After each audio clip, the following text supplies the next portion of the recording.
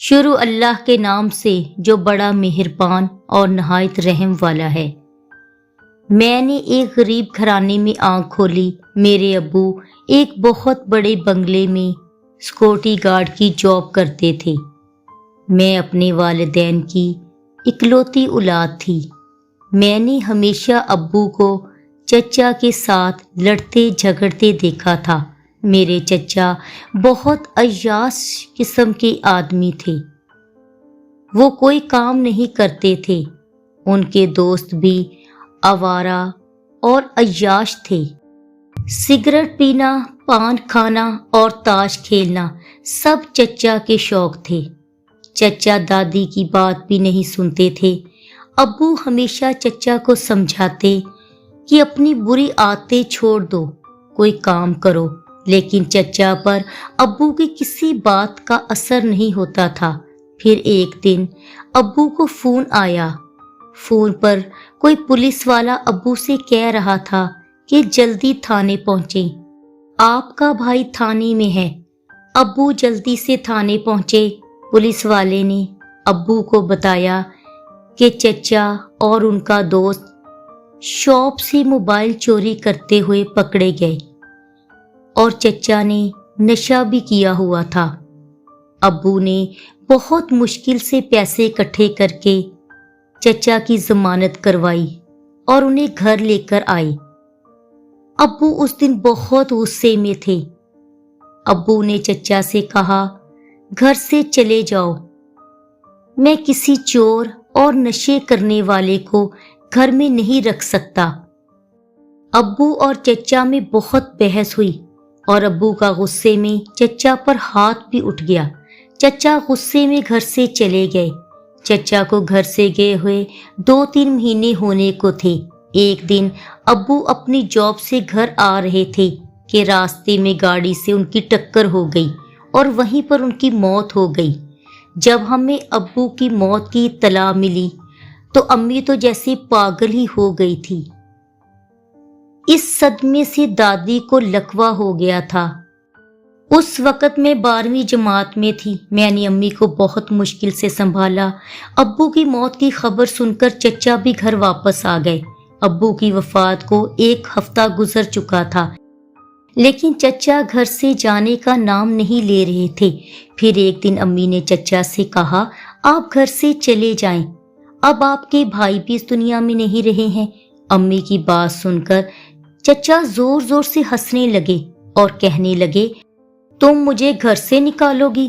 چچا نے کہا، یہ میرا بھی گھر ہے، یہ گھر میرے دادا نے بنوایا تھا۔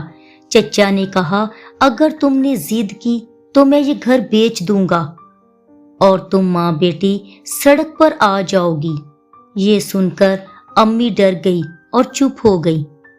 اب امی کو گھر کا خرچ چلانے کی فکر تھی۔ امی کو سلائی کا کام آتا تھا۔ امی نے محلے کی عورتوں کے کپڑے سینے شروع کر دیے۔ پھر ایک دن چچا نے امی سے آ کر کہا کہ مجھے پیسے چاہیے۔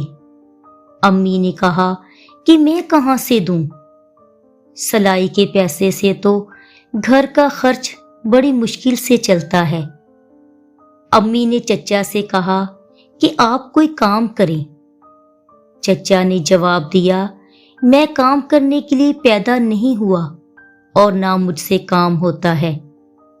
پھر چچا نے میری طرف دیکھتے ہوئے کہا، اب میں کچھ ایسا کروں گا، پیسے ہی پیسے ہوں گے، کوئی پریشانی نہیں ہوگی۔ چچا کی باتوں سے مجھے اور امی کو ڈر لگ رہا تھا۔ میرے 12ویں کے سالانہ امتحانات شروع ہو گئے تھے۔ مجھے امی روز کالج چھوڑنے بھی آتی تھی اور لینے بھی آتی تھی۔ اس دن میرا آخری پیپر تھا۔ جب چھٹی ہوئی میں باہر آئی تو میں نے دیکھا کہ امی کی جگہ وہاں چچا کھڑے تھے۔ انہیں دیکھ کر میں نے کہا کہ امی کہاں ہے؟ چچا نے کہا، تمہاری امی کا ایکسیڈنٹ ہو گیا ہے، وہ بازار سلائی کا کچھ سامان لینے گئی تھی۔ یہ سن کر میں بہت گھبرا گئی تھی۔ چچا نے کہا، جلدی میرے ساتھ ہاسپٹل چلو۔ میں چچا کے ساتھ رکشے میں بیٹھ گئی۔ लेकिन हॉस्पिटल आने का नाम ही नहीं ले रहा था। मैंने चचा से पूछा कि हॉस्पिटल इतनी दूर नहीं है, अब तक आ जाना चाहिए था। चचा ने कहा कि हॉस्पिटल वाली सड़क खराब है, इसलिए हम दूसरे रास्ते से जा रहे हैं। ये रास्ता थोड़ा लंबा है। फिर थोड़ी देर के बाद रिक्शा एक बहुत बड़े गेट के सामने जाकर रुका। मैंने चचा से कहा कि ये हॉस्पिटल तो नहीं है, हम यहाँ क्यों आए हैं? चचा ने फौरन रुमाल अपनी जेब से निकाला और मेरे मुंह पर रख दिया। फिर मुझे कुछ होश ना रहा। जब होश आया तो मैंने खुद को एक कमरे में पाया। दूसरे ही लम्हे कमरे का दरवाजा खुला और एक आदमी अंदर दाखिल हुआ। उसने कहा, मेरा नाम आजम शाह है। उसने कहा, मैंने पूरे 10 लाख में तुम्हें तुम्हारे चचा से खरीदा है। ये सुनकर मेरे तो होश उड़ गए। मैंने पूछा, क्यों खरीदा आपने मुझे? उसने कहा, बताता हूँ। उसने कहा, मैं शादीशुदा हूँ। मेरी शादी को तकरीबन 7-8 साल हो गए हैं, लेकिन मेरी औलाद नहीं है। मैं अपनी बीवी से बेपनाह मोहब्बत करता हूँ। मेरे दोस्तों और अजीजों ने मुझे मशवरा दिया था कि मैं बच्चा गोद ले लूं, लेकिन मैं अपना बच्चा चाहता हूँ जिसकी रगों में मेरा खून दौड़ रहा हो। आजम शाह ने कहा, मैं तुम्हारे साथ निकाह करूंगा और बच्चा पैदा होने के बाद वो बच्चा मैं अपनी बीवी को दे दूंगा और तुम्हें तलाक दे दूंगा। उसके बदले में तुम्हें भारी मुआवजा दिया जाएगा। ये सुनकर मैंने कहा, ये जुल्म है, ज्यादती है, मैं आपके साथ शादी नहीं करूंगी। मेरी बात सुनकर वो हंसने लगा और कहने लगा, अगर अपनी माँ की सलामती चाहती हो तो चुपचाप मेरी बात मान लो। थोड़ी देर तक निकाह ख्वाह आएगा, तैयार हो जाना। ये कहकर वो कमरे से बाहर चला गया और मैं रोने लगी। कुछ देर के बाद एक औरत कमरे में दाखिल हुई। उसके हाथ में कपड़े और जेवर थे। उसने कहा, ये कपड़े पहन लो। मैंने गुस्से से कहा, मुझे शादी नहीं करनी, मुझे अपनी अम्मी के पास जाना है। उसने कहा, बेटी तुम आजम शाह को नहीं जानती, वो सिर्फ अपनी बीवी से बेपनाह मोहब्बत करता है, लेकिन दूसरों के लिए वो बहुत जालिम इंसान है। जो उसकी बात नहीं मानता वो इस दुनिया में नहीं रहता। मैंने कहा, नहीं, मुझे अपनी अम्मी के पास जाना है। उस औरत ने कहा, अगर जिंदा रहोगी तो अपनी माँ से मिलोगी। उसने कहा, आजम शाह की बात मानने ही में तुम्हारी भलाई है। मैं सच कह रही हूँ। मैं ना चाहते हुए भी तैयार हो गई और मेरा आजम शाह के साथ निकाह हो गया। मैं सारा दिन कमरे में बंद रहती। आजम शाह हफ्ते में 3-4 बार ही चक्कर लगाता।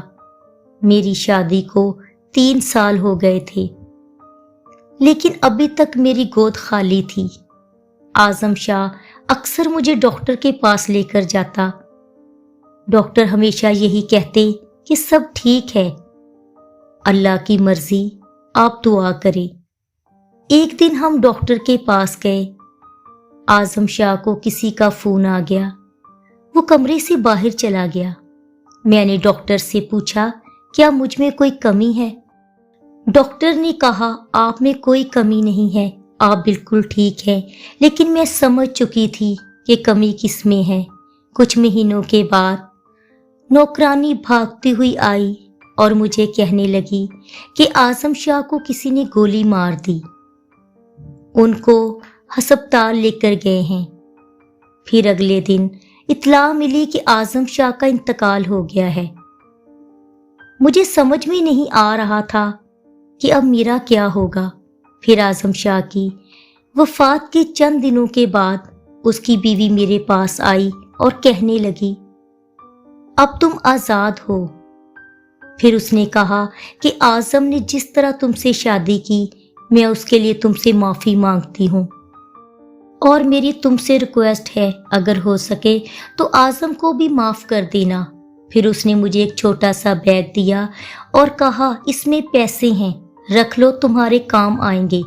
फिर उसने अपनी मुलाजिम को बुलाया और कहा कि मैडम को उनके घर इज्जत और एहतराम के साथ छोड़ आओ।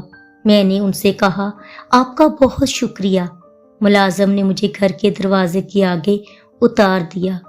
मैंने जल्दी से दरवाज़ा खटखटाया तो अम्मी ने दरवाज़ा खोला और मुझे देखते ही उन्होंने कहा कि रिमशा तुम आ गई। मैं अम्मी के गले लगकर फूट फूट कर रोने लगी। फिर अम्मी ने मुझे बताया कि जिस दिन तुम्हारे चचा ने तुम्हें अगवा किया था उस दिन उसने मेरे हाथ पांव बांधकर मुझे कमरे में बंद कर दिया था और फिर शाम को जब वो घर वापस आया तो उसके पास बहुत ज़्यादा पैसे थे। वो कहने लगा मैंने तुम्हारी बेटी को बेच दिया। मैं बहुत रोई चिल्लाई कि मेरी बेटी को वापस ला दो, लेकिन उसने मुझे कहा कि वो तुम्हारी बेटी को मुल्क से बाहर ले गए हैं, अब तुम्हारी बेटी तुम्हें कभी वापस नहीं मिलेगी। ये सुनकर मैंने उसे बहुत बद्दुआएं दी और मैं हर रोज़ अल्लाह से एक ही दुआ करती थी कि मुझे अपनी बेटी से मिला दे। फिर अम्मी ने मुझे बताया तुम्हारी दादी का भी 2 माह पहले इंतकाल हो गया। अभी मुझे घर आए कुछ वक्त गुजरा था कि चचा घर आ गए और आते ही कहने लगे कि पैसों वाला बैग कहाँ है। मुझे सब पता चल गया है कि बेगम साहिबा ने तुम्हें पैसे दिए हैं। मैंने कहा कि वो मेरे पैसे हैं। चचा ने पिस्तौल निकाल लिया और कहा कि अगर पैसे ना दिए तो माँ बेटी को गोली मार दूंगा। मैंने फौरन पैसे चचा को दे दिए। वो पैसे लेकर घर से चला गया। सुबह हमें इत्तला मिली कि चचा के दोस्त ने चचा को गोली मार दी और पैसे लेकर फरार हो गया। चचा की मौत का हमें कोई दुख नहीं था। फिर कुछ दिनों के बाद मैंने अपनी बेस्ट फ्रेंड को फ़ोन किया और उससे कहा कि मेरे घर आओ। फिर अगले ही दिन वो मेरे घर आई। मैंने उसे अपनी सारी कहानी बताई। उसे सुनकर उसे बहुत अफसोस हुआ। फिर मैंने उससे पूछा कि वो क्या कर रही है। उसने कहा वही जो मेरा और तुम्हारा ख्वाब था, मॉडलिंग करना। मैंने उसे कहा सच, तुम मॉडल बन गई हो? उसने कहा हाँ। उसने कहा रिमशा तुम्हें परेशान होने की कोई ज़रूरत नहीं, अब हम दोनों मिलकर मॉडलिंग करेंगे। मैं रिजवान साहब से तुम्हारी बात करूंगी। फिर कुछ दिनों के बाद नूर ने मुझे आकर कहा रिजवान साहब ने तुम्हें ऑफिस बुलाया है। फिर मेरी मुलाकात रिजवान से हुई। अगले दिन नूर ने मुझे बताया कि रिजवान साहब ने तुम्हें सिलेक्ट कर लिया है। ये सुनकर मैं और अम्मी दोनों बहुत खुश हुए। फिर नूर ने कहा ये मॉडलिंग दुबई में होगी। मैंने कहा मैं अम्मी को अकेला छोड़कर दुबई नहीं जा सकती। नूर ने कहा ये मौके रोज़ रोज़ नहीं मिलते। नूर ने बताया कि मेरे अबू भी घर पर अकेले होते हैं और मुझे अकेला छोड़कर जाते वक्त बहुत तकलीफ़ होती है, लेकिन मैं क्या करूं। फिर नूर का फ़ोन आ गया। उसने कहा मुझे जाना है, कल बात करेंगे। अगले दिन नूर ने आकर कहा कि मेरे दिमाग में एक तरकीब आई है, अगर तुम मान लो तो तुम्हारा भी फ़ायदा है और मेरा भी। मैंने पूछा कैसी तरकीब? नूर ने कहा कि मेरे अब्बू भी अकेले हैं और तुम्हारी अम्मी भी अकेली है। अगर हम इन दोनों की शादी कर दें तो दोनों को सहारा मिल जाएगा।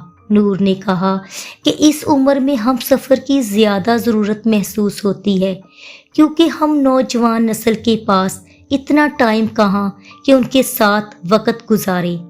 नूर की बात मेरे दिल को भी अच्छी लगी। मैंने कहा कि मैं अम्मी से बात करूँगी। फिर मैंने अम्मी से बात की। उन्होंने शादी करने से इनकार कर दिया। फिर नूर ने आके अम्मी से कहा कि अगर आप शादी नहीं करेंगी तो रिमशा का ख्वाब कभी पूरा नहीं होगा। अम्मी ने कहा कि मैं अपनी बेटी की खुशियों के रास्ते में कभी रुकावट नहीं बनूंगी। उसने ज़िंदगी में पहले ही बहुत दुख देखे हैं। फिर अम्मी शादी के लिए मान गई। अब अम्मी की शादी को 3 साल हो गए हैं। अम्मी अब्बू के साथ बहुत खुश हैं। इन 3 सालों में मैंने और नूर ने बहुत कामयाबी हासिल की। अब अम्मी और अब्बू की एक ही ख्वाहिश है कि हम दोनों को शादी कर लेनी चाहिए। मैंने और नूर ने अम्मी अब्बू से कह दिया है कि हमारे लिए रिश्ते ढूंढ लें।